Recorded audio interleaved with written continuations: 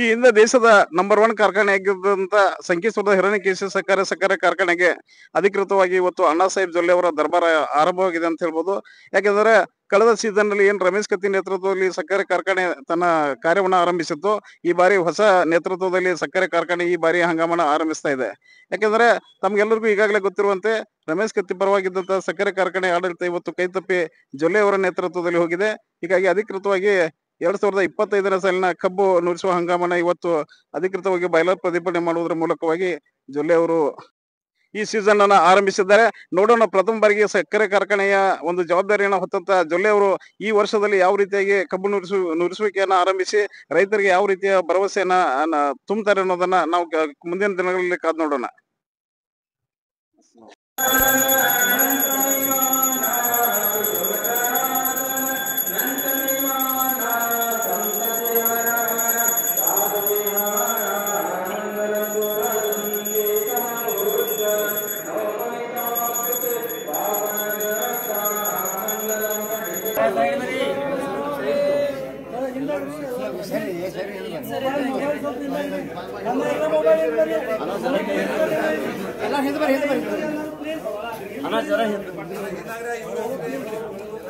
ಇತಿಹಾಸದಲ್ಲಿ ಈ ಸಕ್ಕರೆ ಕಾರ್ಖಾನೆ, ಹಿರಣ್ಯಕೇಶಿ ಸಕ್ಕರೆ ಕಾರ್ಖಾನೆ ತನ್ನದೇ ಆದ ವಿಶಿಷ್ಟವಾದ ಒಂದು ಪದ್ಧತಿಯನ್ನು ಮೊದಲಿನಿಂದಲೂ ಅಪ್ಪನಗೌಡರ ಕಾಲದಲ್ಲಿ ನಡೆಸಿಕೊಂಡು ಬಂದಂಥ ಒಂದು ವ್ಯವಸ್ಥೆ.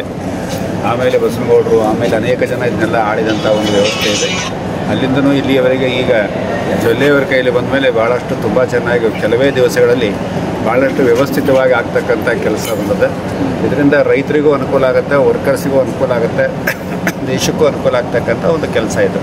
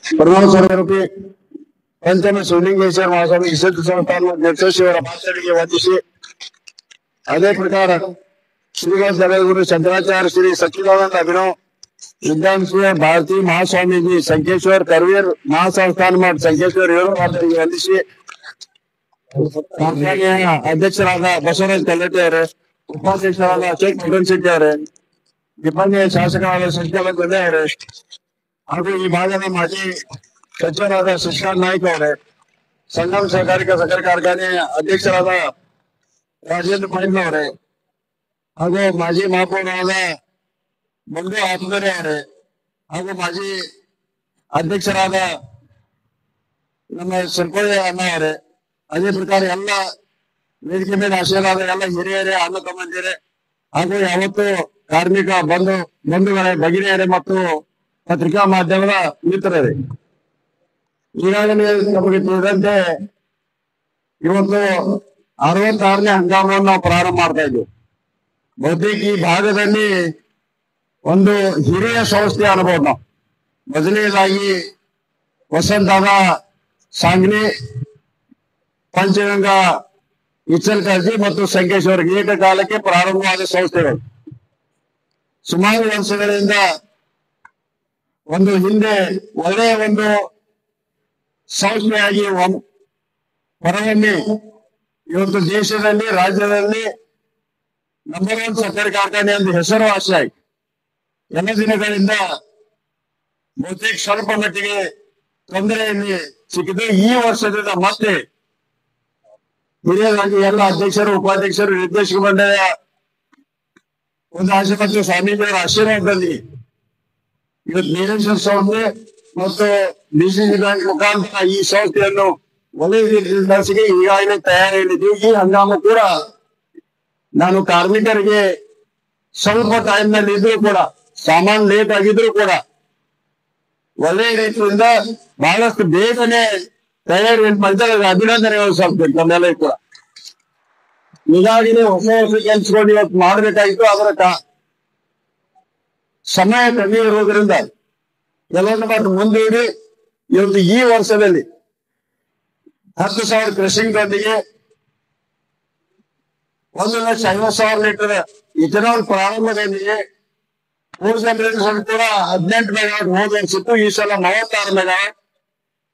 ಮತ್ತು ಹೊಸದಾಗಿ ಈ ಒಂದು ಸಂಕೇಶ್ವರ ಸಿಟಿ ಮತ್ತು ಪರಿಸರ ಕಾರ್ಖಾನೆ ಸುತ್ತಮುತ್ತಲು ಇರ್ತಕ್ಕಂತ ನಮ್ಮ ಜಮೀನ್ ಮೇಲೆ ಇರ್ಬೋದು ಅಥವಾ ಮನೆ ಮೇಲೆ ಇರ್ಬೋದು, ಏನ್ ಭೂಮಿಯನ್ನು ಬೀಳ್ತಿತ್ತು ಅದನ್ನು ಕೂಡ ಸಾಕಷ್ಟು ಒಂದು ಉಪಾಯವನ್ನು ಮಾಡಿ ಒಂದು ಮಷಿನರಿಗಳನ್ನು ಬಳಸಿ ಆ ಬೀಳದಂತೆ ಈ ನಾವು ಕಾರ್ಯವನ್ನು ಮಾಡ್ತಾ ಇದ್ದೇವೆ. ಅದೇ ಪ್ರಕಾರ ಇವತ್ತು ಇರ್ತಕ್ಕಂತ ರೈತರುಗಳ ಹೋದ ವರ್ಷ ನೀವು ನೋಡಿದ್ರೆ ಸುಮಾರು ಕಮ್ಮಿ ಟೈಮ್ ಅಂದ್ರೆ 87 ದಿವಸ ಬರೀ ಸಕ್ಕರೆ ಕಾರ್ಖಾನೆ ನಡೆದು ಸುಮಾರು 5.5 ಲಕ್ಷ ಮಾತ್ರ ನಾವು ಕ್ರಷಿಂಗ್ ಮಾಡ್ಬೇಕಾಯ್ತು. ಆದ್ರೆ ಈ ವರ್ಷ ಮಳೆ ಚೆನ್ನಾಗಿರೋದ್ರೆ ಕಬ್ಬು ಚೆನ್ನಾಗಿರೋದ್ರಿಂದ ಸುಮಾರು ದಿವಸ ಕೂಡ 120ರಿಂದ 150 ನಡಿಬಹುದಂತ ಅಂದಾಜಿಸಲಾಗಿದೆ. ಈಗಾಗಲೇ ಸಕ್ಕರೆ ಕಾರ್ಖಾನೆಗಳು ರಾಜ್ಯ ಸರ್ಕಾರ ಮತ್ತು ಮಹಾರಾಷ್ಟ್ರ ರಾಜ್ಯದವರು ಮೇ 1 ಪ್ರಾರಂಭ ಮಾಡಬೇಕಂತ ಈಗಾಗಲೇ ಒಂದು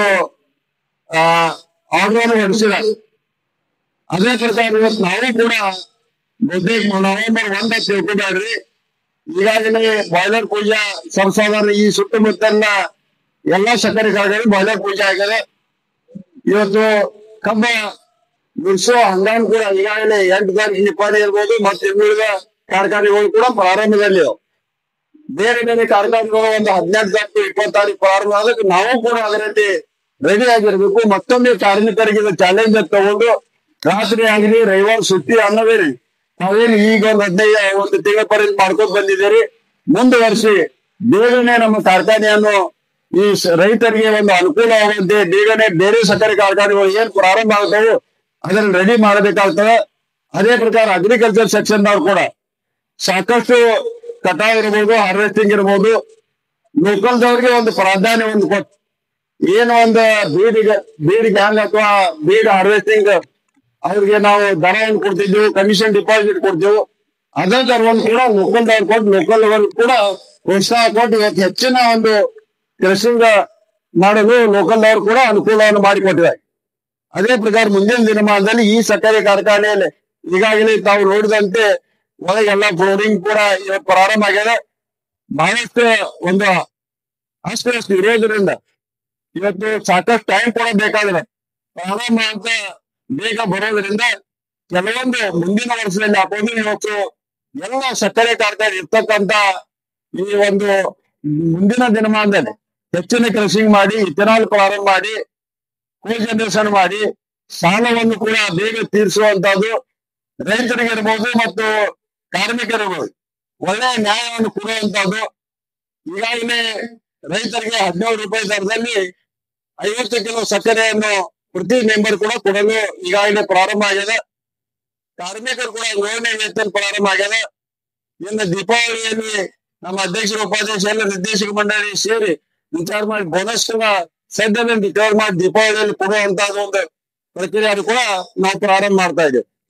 ಅದೇ ಪ್ರಕಾರ ಒಂದ್ ಸ್ವಲ್ಪ ಹೆಚ್ಚು ಕಮ್ಮಿ ಆದ್ರೂ ಕೂಡ ರೈತರು ಇರ್ಬೋದು, ಕಾರ್ಮಿಕರು ಇರ್ಬೋದು, ಈ ಸಕ್ಕರೆ ಕಾರ್ಖಾನೆ ಈ ವ್ಯವಸ್ಥೆಯಲ್ಲಿ ಯುದ್ಧದಲ್ಲಿ ಎಲ್ಲರೂ ಅರಿತು ನಾವು ಕೂಡ ಸಹಕಾರ ಮಾಡಿರ ಒಂದು 50 ವರ್ಷದಲ್ಲಿ ಎಲ್ಲ ಸಾಲವನ್ನು ಕೂಡ ತೀರಿಸಿ ಮತ್ತೆ ಏನು ಒಂದು ಅಪ್ಪನಗೌಡ ಪಾಟೀಲ್ ಬಸವಗೌಡ ಪಾಟೀಲ್ ಕಾಲದಲ್ಲಿ ಒಂದು ಗತವೈಭವ, ಈ ಗತವೈಭವವನ್ನು ಮತ್ತೆ ಬಿಡುವಂತೆ ನಾವೆಲ್ಲರೂ ಕೂಡ ಶ್ರಮಿಸೋಣ.